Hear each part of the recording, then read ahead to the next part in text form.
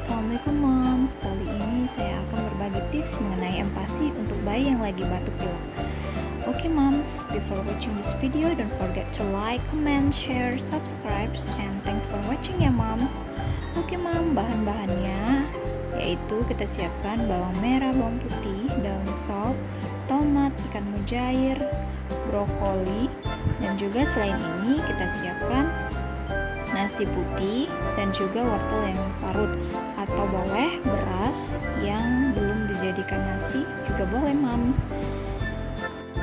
Oke moms, let's do it. Pertama kita tumis bawang merah dan juga bawang putihnya, lalu kita masukkan ikan mujairnya, kita tumis bersamaan dengan bawang merah dan juga bawang putih.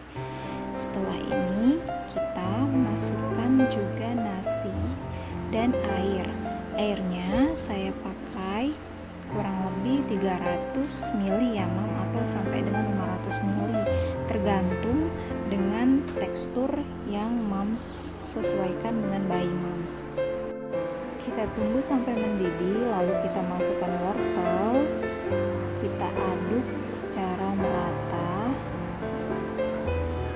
kita masukkan secara satu persatu bahan-bahan yang telah kita siapkan. Oke moms, lanjut kita masukkan tomat ke dalam masakan kita dan kita campur aduk hingga merata. Lalu kemudian kita masukkan juga brokolinya, lalu kita aduk kembali.